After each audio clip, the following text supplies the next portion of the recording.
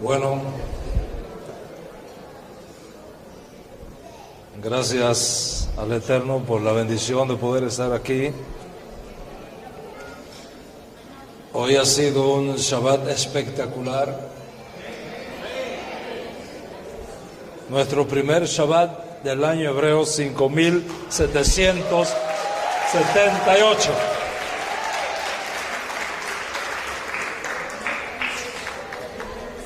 Y agradezco la invitación de poder estar aquí en el contexto de este evento. Ver viejos amigos, encontrarme con nuevos amigos, siempre es una experiencia maravillosa.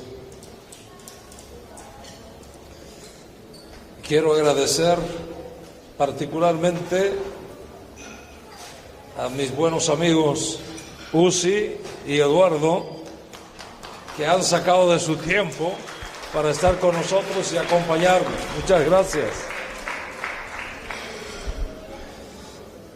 Estamos viviendo en el epicentro profético más extraordinario de toda la historia. Somos una generación privilegiada y debemos tomar ventaja del momento que vivimos para hacer lo que el cielo espera de nosotros. Trabajar unidos a fin de preparar este mundo para el advenimiento, evento más extraordinario que alguna vez pueda experimentar la humanidad, la manifestación de Yeshua ben David, el Melech HaMashiach, que sea pronto y en nuestros días. La conciencia profética de Israel y del mundo aumenta cada vez más. Y ahora mismo creo que se encuentra en su más alto nivel de toda su historia. Y una evidencia de esto es el hecho de que Rosh Hashanah hoy día se ha vuelto uno de los festivales más finos, coloridos, alegres y extraordinarios de todo el ciclo festivo de la Torah. Rosh Hashanah. Sin embargo, no encontramos nada de Rosh Hashanah en la Biblia.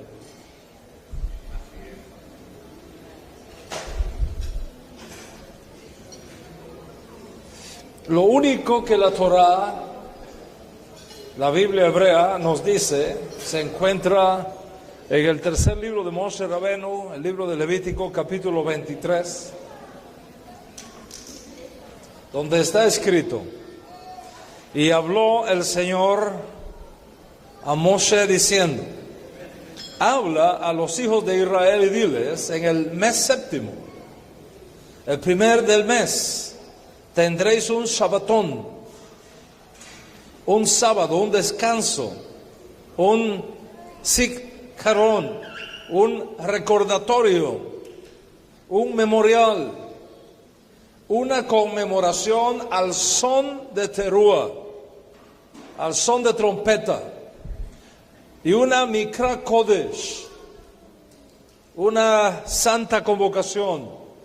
Ninguna obra servil harás, y ofreceréis una ofrenda encendida al Señor. Eso es todo lo que dice. Y esto se repite otra vez en el próximo libro de Moshe Rabenu, Bamidbar, Números, capítulo 29, excepto que explica un poco más el tipo de ofrendas que había de ofrecerse al Señor, pero es lo mismo. Dice así: el día primero del mes séptimo celebrarás una fiesta solemne y nadie realizará ningún tipo de trabajo. Ese día se anunciará con toque de trompetas. Esa es toda la información que tenemos en la Torá. Si la resumimos, lo que la Escritura dice del primer día del séptimo mes, donde estamos, es esto: un día como si fuera Shabbat. Segundo, un día para hacer sonar el shofar, lógicamente para escucharlo. Un día de reunión del pueblo y una ofrenda que había de presentarse. Eso es todo. Como ves, no hay nada aquí que suene a lo que ahora nosotros conocemos como Rosh Hashanah. Si Moshe Rabenu viniera y estuviera en un Rosh Hashanah con nosotros, diría: ¿de dónde ustedes sacaron eso? Yo nunca conocí eso. ¿De dónde vino? ¿Y por qué lo hacemos? No hay ninguna información aquí de que este sea un festival para declarar un año nuevo. De hecho, la Santa Convocación es llamada para el séptimo mes del año hebreo. Y está claro que el séptimo mes no puede ser el primero de los meses del año. Y mucho menos puede ser un día de año nuevo, porque ya la Torá nos ha dicho cuándo es el año nuevo para Israel.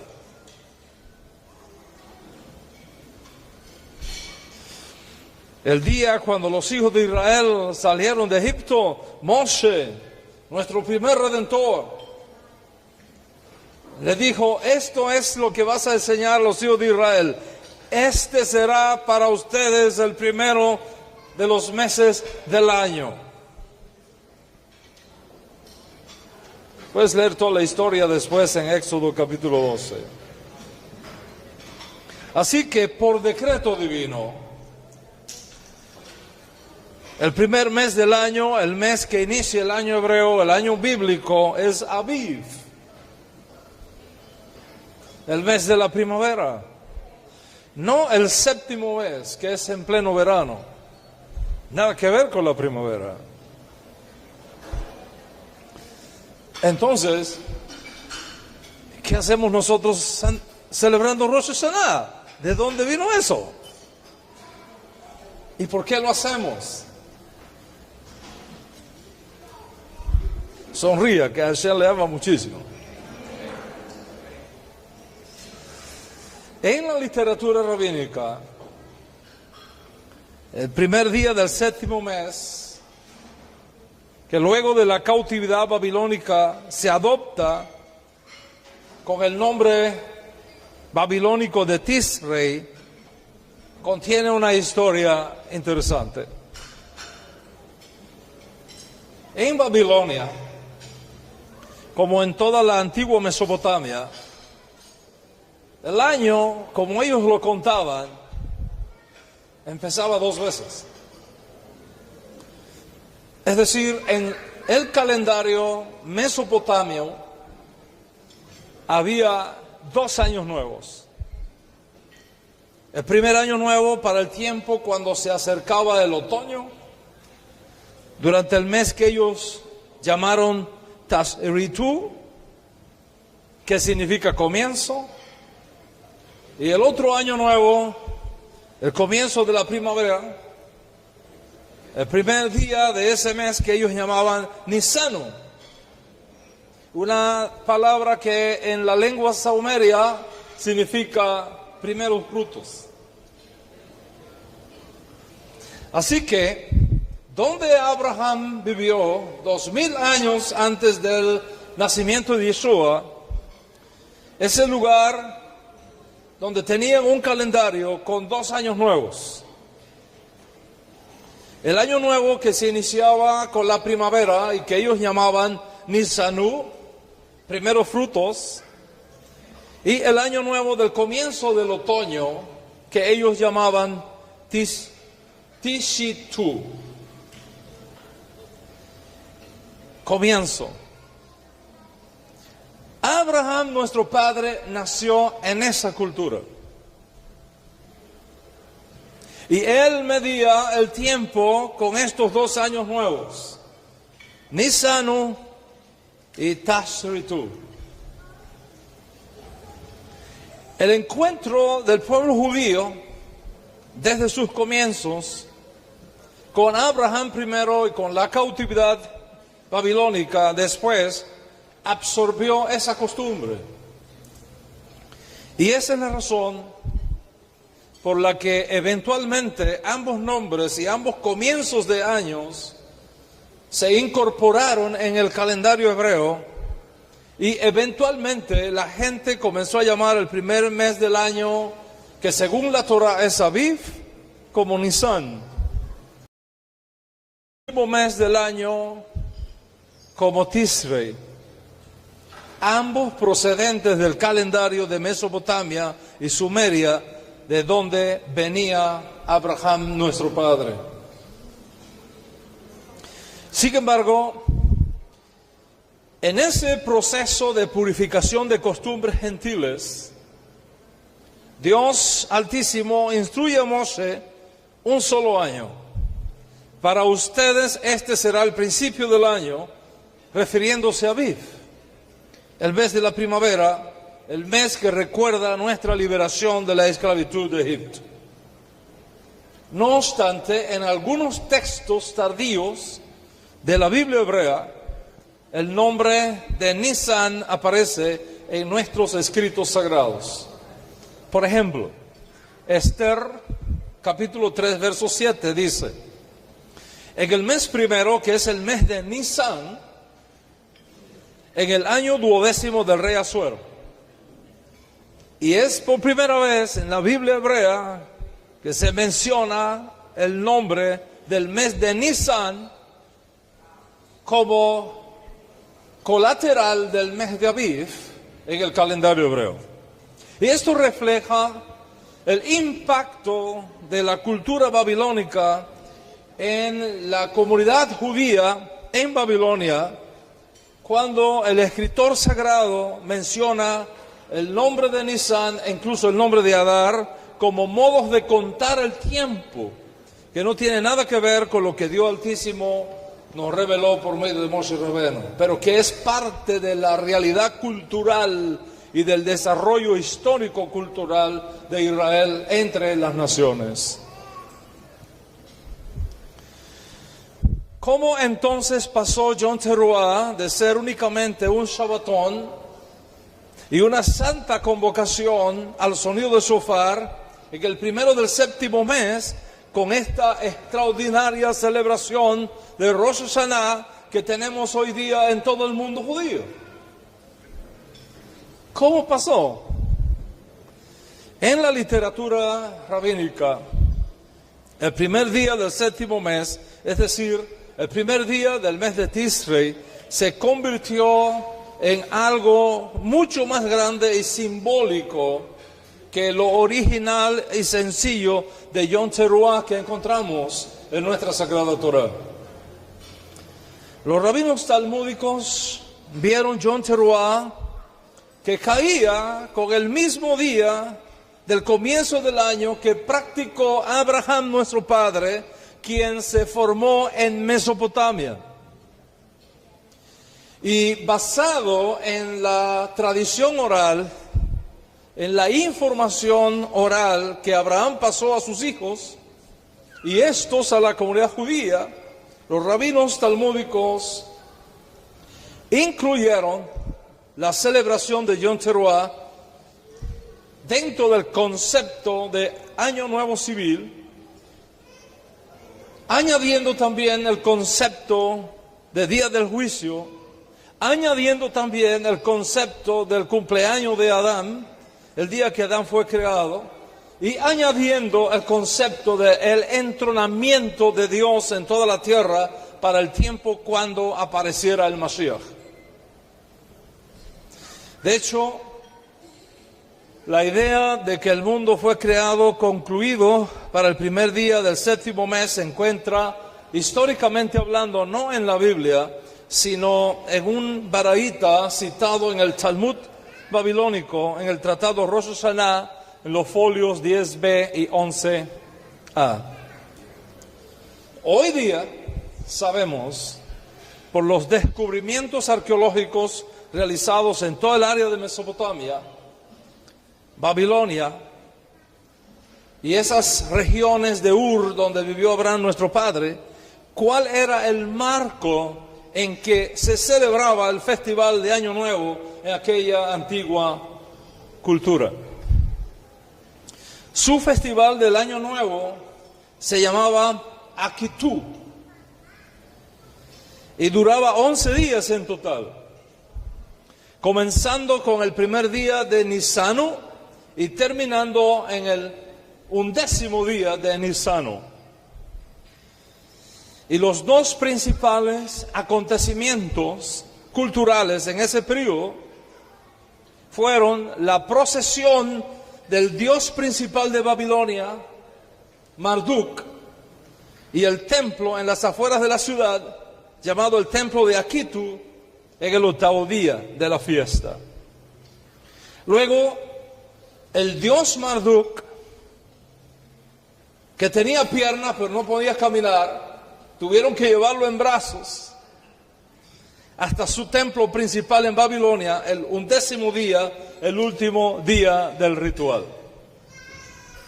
Estos acontecimientos corresponden con el escenario mitológico del mito babilónico llamado Emuná e Ish, que sirvió como narración cultural y base teológica para el entronamiento de Marduk y su ciudad Babilonia. En ese mito se narra la batalla de Marduk y la victoria de Marduk sobre la diosa del mar Tiamat y sus monstruos marinos, la creación del universo de su cadáver y la entronización de Marduk como rey de los dioses en el universo. Abraham se crió en esa cultura. Su familia practicaba estos ritos. O como fuese el dios principal de los días de Nimrod, ellos creían que era el rey del universo.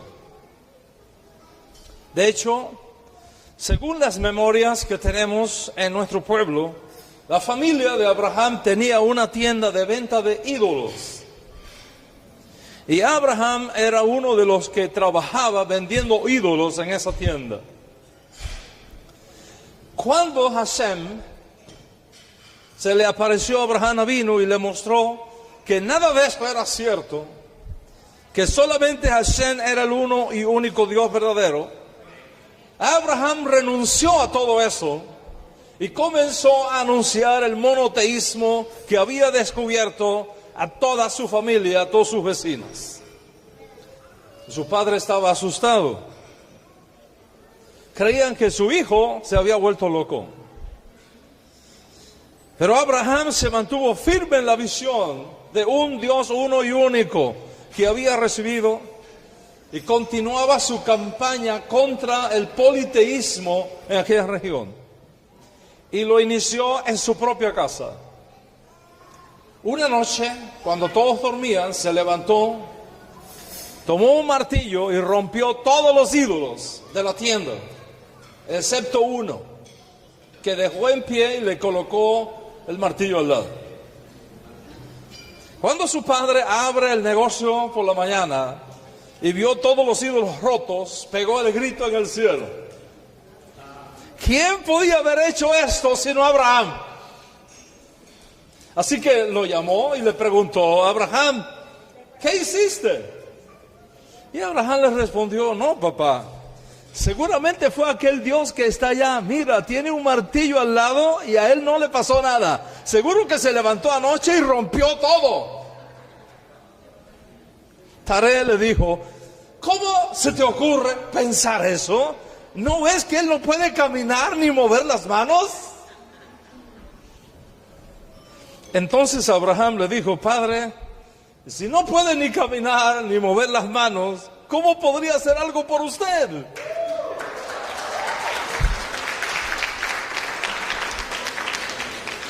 Esto convenció a su padre y se convirtió también al monoteísmo de Abraham Avinu. Así que, por un lado, Abraham rompe con todo lo que era politeísmo en Ur, Mesopotamia, pero algunas costumbres culturales siguieron con él, como es propio del encuentro del hombre con la cultura. Lo mismo pasó con el pueblo judío. En su encuentro con otras culturas, en tiempos de exilio, el judaísmo impacta a esas culturas, pero al mismo tiempo esas culturas impactan al judaísmo. Y no puede ser de otra manera. De hecho, Hashem mismo, cuando habla a los hijos de Israel, los famosos 10 mandamientos, usó expresiones en el capítulo 20 de Éxodo que no son hebreos, son egipcios, para que ellos pudieran entender. Nosotros mismos, hoy día, decimos domingo, lunes, martes, miércoles, jueves, viernes, sábado, y todos esos días de la semana son reminiscencias de dioses paganos, de dioses griegos y de dioses romanos. Y también decimos enero, febrero, marzo, abril, mayo, junio, julio, agosto, septiembre, octubre, noviembre y diciembre. Y no advertimos el origen pagano de todos esos nombres. Y lo usamos todos los días. Piensa en esto. ¿Qué significa septiembre? 7. Pero es el mes 9 de nuestro calendario. ¿Y qué significa diciembre? 10. Pero es el mes 12º de nuestro calendario. ¿Quién cambió esas cosas? ¿Y por qué? La realidad es que todos vivimos en una cultura que nos impacta y a la cual tenemos que responder con la información que derivamos de nuestra Sagrada Torá. No podemos evitar esas cosas. Solo en la edad mesiánica, Mashiach será capaz de revertir definitiva y totalmente todas esas cosas. Y por eso queremos a Mashiach ya.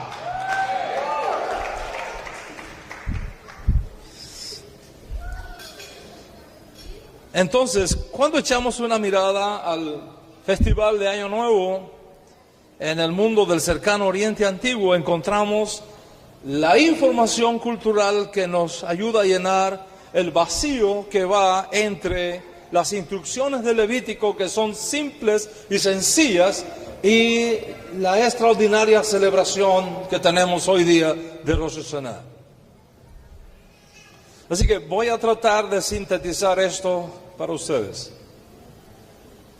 Abraham se convenció por revelación que el cumpleaños de Adán era el primero de Tisre y que eso no contradecía lo que había recibido de Hashem, y por eso lo mantuvo y lo posó a sus hijos. Pero también se dio cuenta que los dioses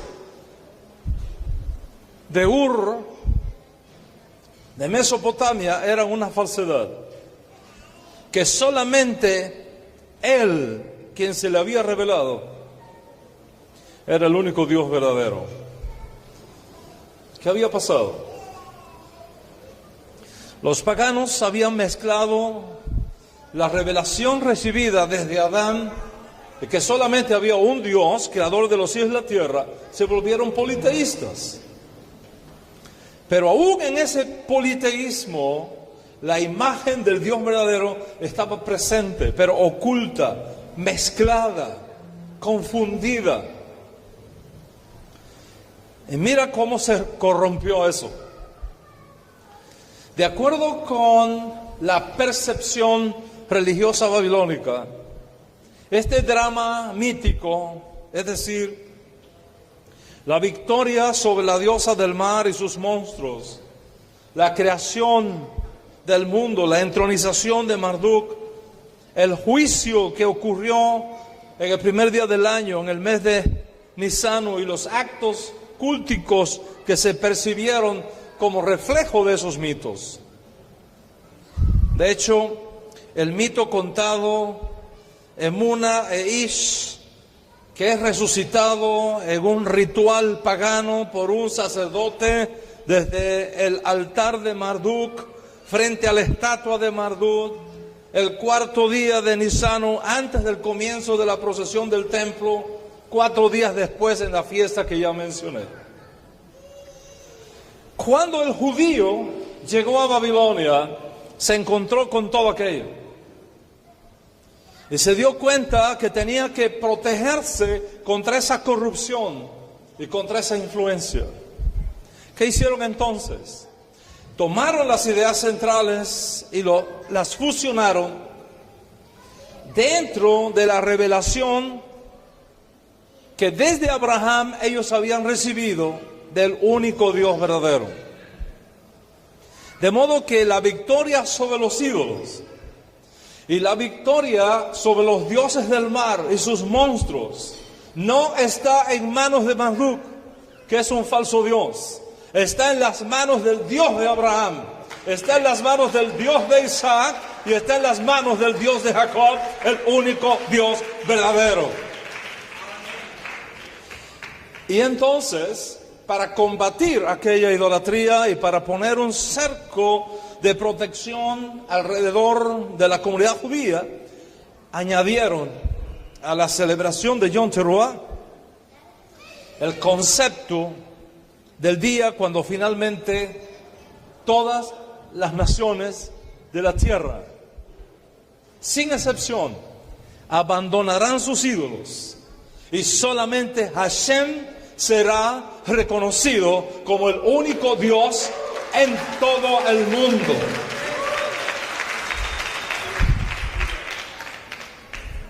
En otras palabras, la creación del mundo no fue un acto realizado por Marduk, que es un falso dios, que es un ídolo pagano. La acción de la creación del mundo viene de una sola fuente y única sola fuente, el Dios de Abraham, que Dios sacó precisamente de allí.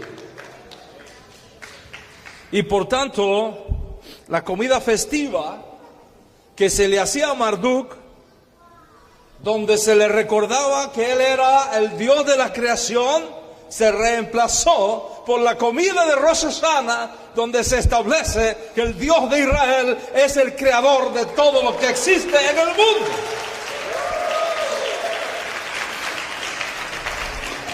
Y es por eso que en Rosh Hashanah hay una procesión de alimentos simbólicos para recordarle al pueblo judío que no fue Marduk, es Hashem, el Dios de Abraham, el creador de todo lo que existe. En otras palabras, los judíos en Babilonia tuvieron el coraje de enfrentar todo el festival pagano de Año Nuevo dedicado a Marduk y demostrarle a sus cautivadores que aun cuando estaban en el exilio no tenían miedo, que el Dios de Israel es el único Dios verdadero, que el Año Nuevo no se inicia como un día de celebración a Marduk, sino como un día de consagración y reconocimiento del Dios de Israel.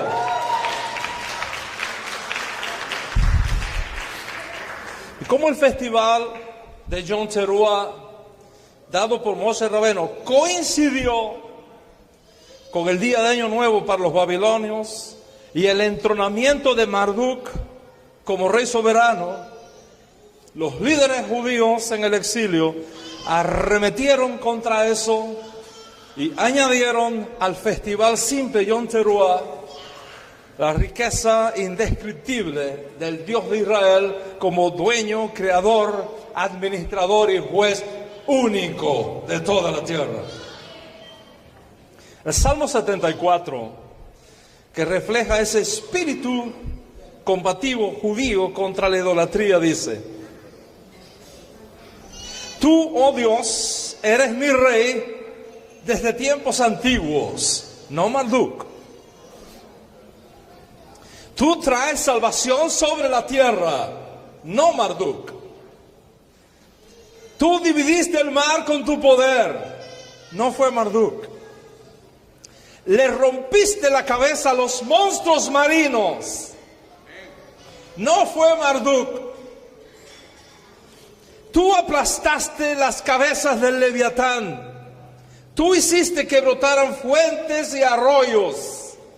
Tú secaste ríos. Tuyo es el día y tuya es la noche. Tú estableciste la luna y el sol. Trataste los límites de la tierra y creaste el verano y el invierno. Levántate, Hashem, defiende tu causa. No pases por alto el grito de nuestros adversarios y destruye a tus enemigos. ¡Wow! Solo cuando entendemos lo que estaba pasando con Marduk en Babilonia, podemos entender la fuerza que este salmo tiene. Atreverse a decir eso y atreverse a enseñar eso en condiciones de exilio, siendo minoría y expuestos al golpe del opresor que llevaba la espada, fue un acto de heroísmo extraordinario de nuestro pueblo en el exilio babilónico. Lógicamente, cuando ese exilio terminó y la cautividad babilónica regresa en una proporción importante a Eretz Israel, incorporaron esas prácticas en Eretz Israel. Para los días de Yeshua, Yom Teruah ya tenía ese significado de Yom Din, del día del juicio, del día que nadie sabe, de la coronación de Dios como Rey Supremo en toda la tierra y eventualmente la coronación de Mashiach como el representante de Dios en el mundo. De hecho, el shofar mismo fue interpretado proféticamente como parte del ceremonial de Yom Teruah, y es por eso que tenemos shofar, último shofar y gran shofar. Shofar es el sonido que procuramos cada día de Elul, excepto el día previo al primer día del séptimo mes. El último shofar, la última trompeta, es llamado así porque luego que se toca el shofar en Rosh Hashanah, ya no se puede tocar más el shofar hasta que termine Yom Kippur, ni siquiera para ensayar. El propio rabino Shaul usó esto como referencia profética para la venida de Mashiach y la resurrección de los muertos, cuando afirma que al final shofar, a la final trompeta, los muertos se levantarán incorruptibles.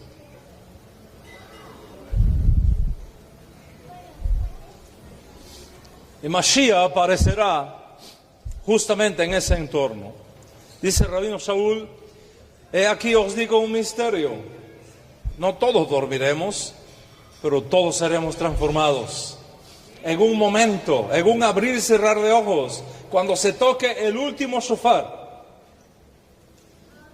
¿Y cuál es el último shofar? El último shofar que se toca justo antes que comience Rosh Hashanah. Ese es el último shofar. Está clarísimo que en el judaísmo el shofar final, la trompeta final, es una referencia críptica a Yom Teruah o a Rosh Hashanah. Y como ese día no se sabía hasta que la luna nueva apareciera en Israel y dos testigos vinieran y se presentaran delante del Sanedrín diciendo: vimos la luna nueva, como pasó hoy cuando veníamos para acá. Si alguien le preguntaba a una persona: ¿cuándo va a ser Yom Teruah? ¿Cuándo va a ser Rosh Hashanah? La respuesta es: el día no se sabe. Es un día misterioso, es un día oculto, es la única fecha de todos los ciclos festivos, de todas las fiestas de la Torah, que se inicia con la luna nueva. ¿Y cuándo aparece la luna nueva? Nadie sabe. Cuando aparece, aparece. Cuando al maestro le preguntan: ¿cuándo vas a regresar? ¿Cuándo vas a revelarte con Mashiach ben David? El maestro dijo: el día nadie lo sabe. En otras palabras, está diciendo: es en Rosh Hashanah, es en Yom Teruah. Es un lenguaje críptico que él usó para referirse a este momento. Así que los judíos que regresaron a Babilonia establecieron la costumbre, y los judíos que no regresaron a Israel de la cautividad babilónica también lo establecieron en sus ciudades. Y esto se fue desarrollando hasta que finalmente Yom Teruah se vuelve Rosh Hashanah como ahora lo conocemos. Un día único, maravilloso, lleno de contenido profético, sin perder la sustancia del toque del shofar original. ¿Qué tenemos entonces? Con el devenir de los siglos, los profetas y los sabios de Israel, conocidos y desconocidos, fueron creando una cultura bíblica que iba enriqueciendo el texto bíblico por mano de Moshe y de los profetas. Y ese enriquecimiento creó tradiciones, y esas tradiciones son el alma de la fe judía de todos los tiempos. Tan sagradas son estas tradiciones que atentar contra ellas es visto como herejía. Yeshua no estuvo contra las tradiciones de los padres. Yeshua levantó su voz contra las tradiciones de los oportunistas líderes religiosos que usaban sus propias tradiciones para explotar a las viudas y a los pobres y usar como ello la excusa de la tradición. Pero Yeshua mismo guardó la tradición una y otra vez. Les podría dar ejemplos aquí innumerables de nuestro maestro guardando la tradición de los padres. Pero les daré dos simples. La mayoría de los cristianos ora a Dios antes de comer los alimentos por una simple razón, porque ellos ven a Yeshua orando antes de comer los alimentos. Toda roba. ¿Verdad que sí? Lo que la mayoría de la gente no sabe es que Yeshua oraba a Dios antes de comer los alimentos, porque eso fue lo que establecieron los rabinos antes de él. De modo que cuando él oraba a Dios, dándole gracias por los alimentos que iba a comer, estaba siguiendo la tradición de los rabinos.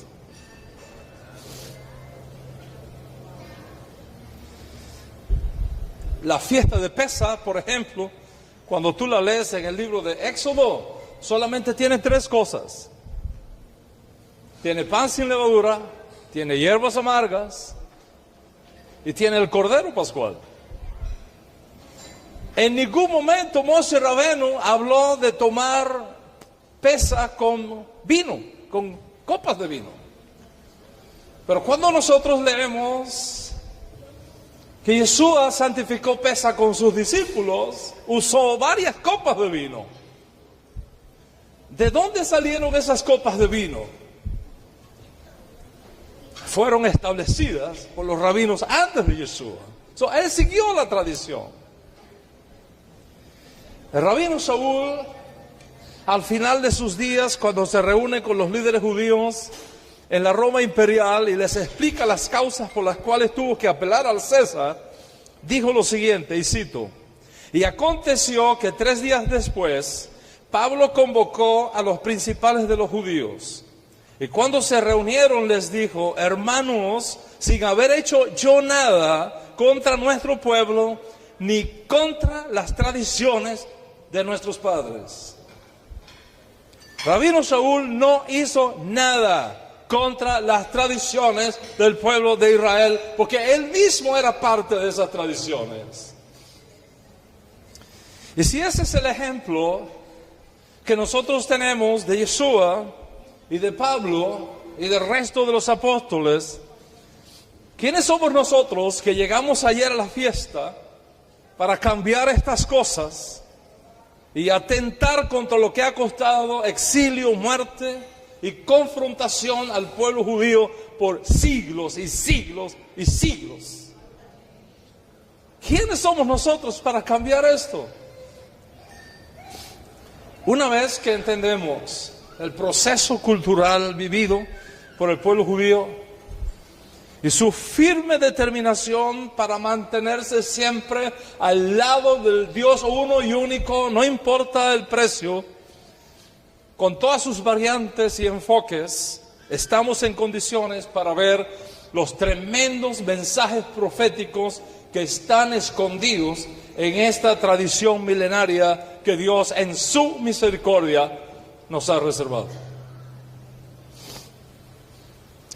Si lo vemos como un año civil, no como un año religioso que está reservado para Aviv, como el tiempo cuando Dios mismo juzgará a las naciones por medio del rey escogido para reinar en Sión, podemos entonces saber que este año civil que recién iniciamos será un año extraordinariamente preñado de señales proféticas como nunca antes ha tenido lugar en el mundo.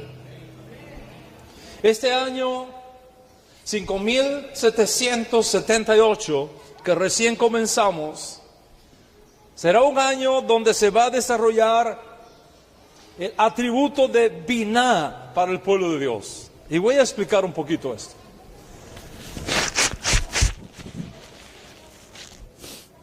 No me estés grabando, ¿eh?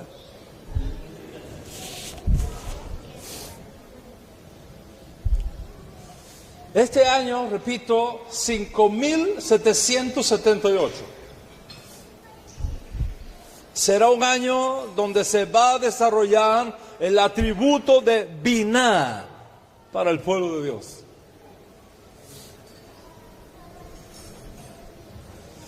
Biná significa la habilidad para conocer las cosas antes que sucedan. Tener un olfato extra, un desarrollo intelectual profético único en su clase, un sentido de premonición profética que nos va a alertar antes que suceda de las cosas que vienen al mundo. Y Dios tiene reservado eso para este año, para su pueblo. Biná.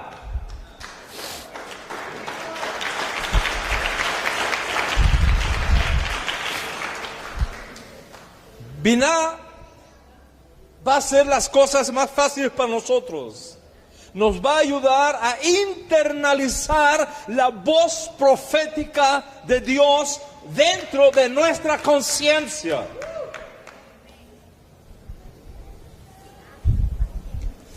En la naturaleza humana, racionalizar, tratar de explicar cualquier acontecimiento que sucede, incluso aquellos que son extraordinarios, requiere una habilidad muy especial. Esto es exactamente lo que Dios tiene para ti y para nosotros en este año. Como nuestra tarea espiritual definitiva para este año único, debemos esforzarnos por atraer la atención de aquellos que nos rodean a la realidad de la naturaleza divina, de las maravillas que transpiran delante de nuestros ojos. Y entre las maravillas que ya están teniendo lugar es la reunión de nuestros hermanos dispersos en Eretz Israel.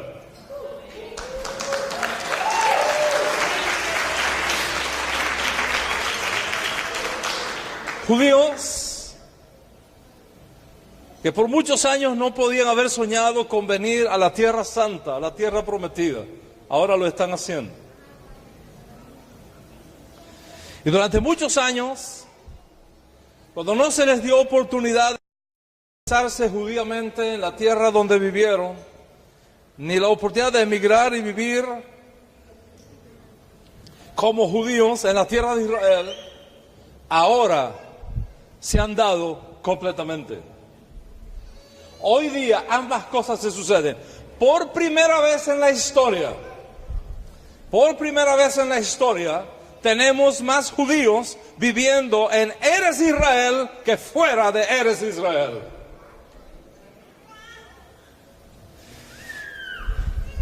Cientos de miles de judíos han tenido la oportunidad y han sido asistidos a abandonar estos países y establecerse en la tierra de Israel. Y este éxodo en masa lleva consigo la responsabilidad y el privilegio que cada miembro del pueblo judío tiene de ayudar a su hermano a lograr este sueño.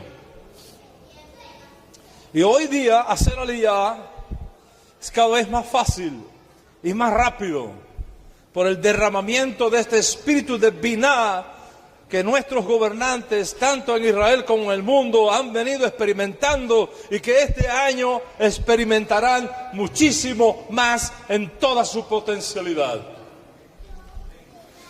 Y debido a la inminencia de la redención, es posible experimentar este anticipo en la actualidad.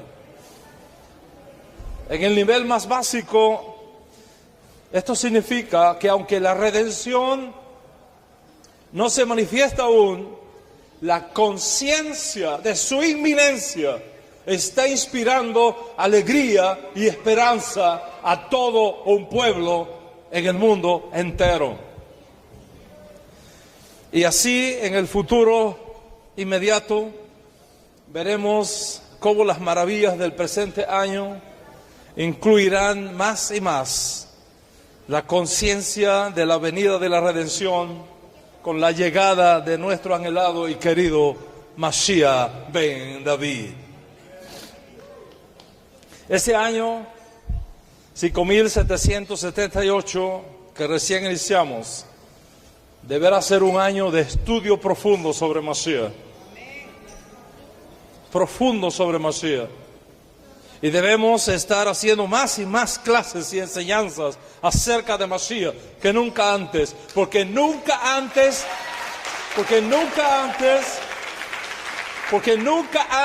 el mundo está tomando conciencia de la importancia que venga Mashiach como ahora.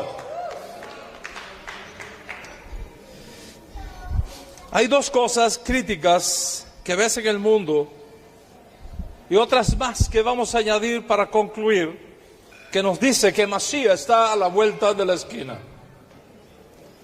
Lo primero es algo que todos ustedes conocen, la resurrección del Estado judío, ese año 5778 cumpliendo sus primeros 70 años de resurrección después del periodo más largo de toda nuestra historia. El segundo es el 50 años de la ciudad de Jerusalén, el jubileo de Jerusalén en este año secular 2017, cumpliendo sus primeros 50 años de reunificación.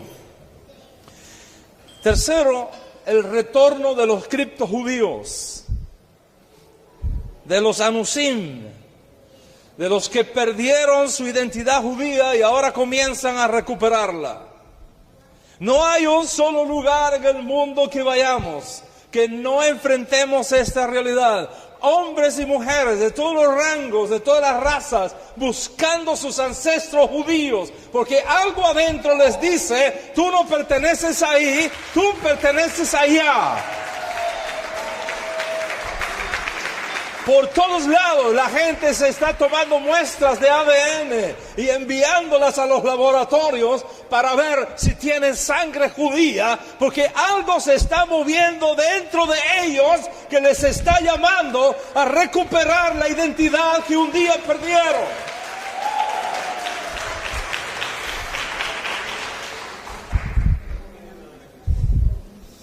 La cuarta, la tecnología. La tecnología es necesaria para esparcir el conocimiento de Mashiach y del Dios de Mashiach a todas las naciones del mundo, sin que ninguna se quede fuera y sin que se requiera visa para entrar.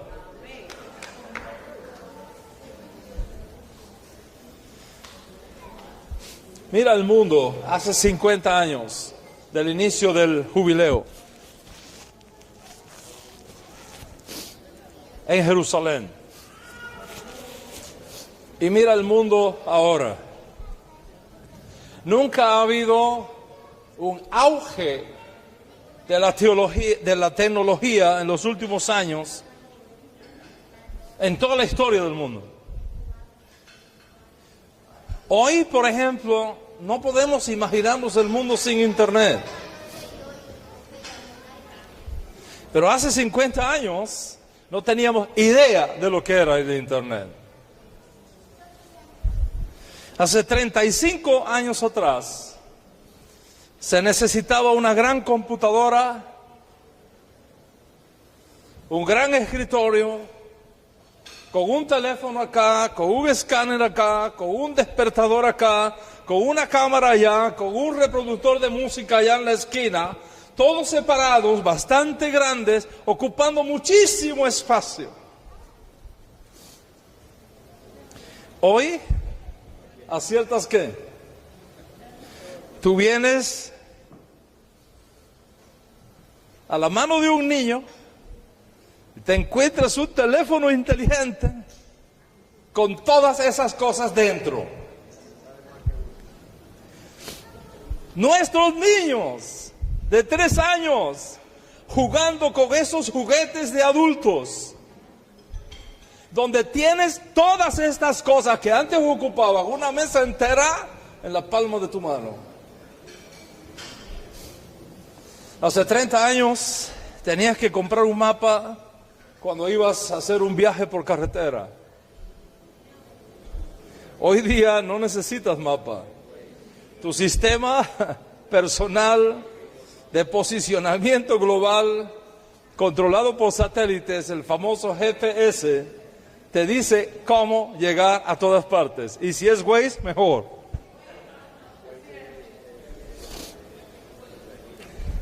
La tecnología médica ha alcanzado increíbles avances hoy, doctor.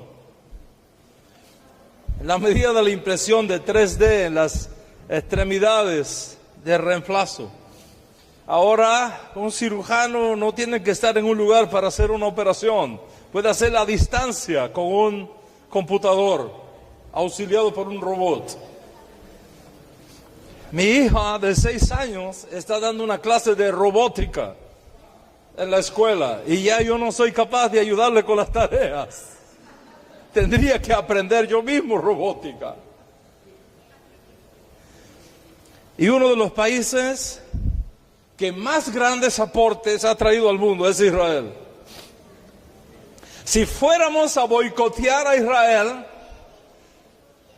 de todos los productos israelíes en el mercado, el mundo regresaría a la Edad Media.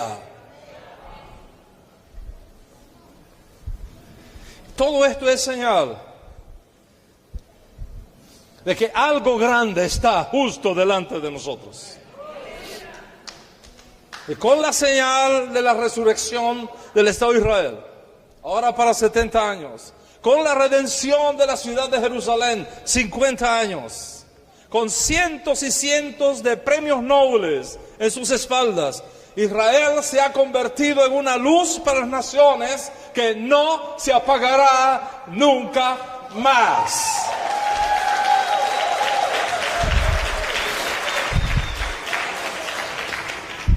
Y todo esto, sumado a los mensajes que nos está enviando la tierra herida, todo esto es señal de la inminencia de la revelación de Mashiach ben David. Cada vez más grandes son los valores de la libertad, los valores del respeto, de la integridad, de la democracia, del libre albedrío del hombre que se están estableciendo en las naciones. Hace 20 años el mundo no estaba bien enfocado, por ejemplo, en la lucha contra el antiterrorismo. Se considera una cosa extraña. Hoy día es el tema número 1 en las noticias de todos los días. Poner fin al terrorismo global, poner fin al derramamiento de sangre, lograr un mundo de paz y de libertad de una vez y por todas. Los regímenes totalitarios cada vez tienen menos espacio, porque hay una revelación de Binah en el mundo que está asociada directamente con la redención final de Israel y de la tierra. ¿Quién no es capaz de ver estas cosas? Todo lo que necesitamos hacer para recibir esta visión, para percibir que estamos viviendo en los días de Mashiach, todo lo que necesitamos hacer es abrir los ojos, mirar los mensajes que estamos recibiendo en cada huracán, en cada terremoto, en cada cataclismo, en cada sangre derramada, en tanta injusticia, en tanto odio sin causa.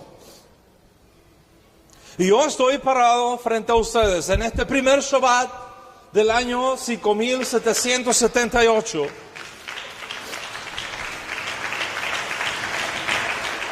para decirte que es fundamental que ahora, más que nunca, aprendamos los secretos de Mashiach, aprendamos de su enseñanza, aprendamos de su legado, aprendamos de sus promesas y seguir las directivas del Espíritu de Mashiach que se mueve en nosotros para traer la Geulá verdadera, la redención verdadera y completa para Israel y para el mundo. Y eso debemos hacer cada vez más y más durante todo este año, para que ya no tengamos que decir, queremos a Yeshua de vuelta ya, sino que podamos decir, tenemos a Mashiach Yeshua ya. Shabbat Shalom.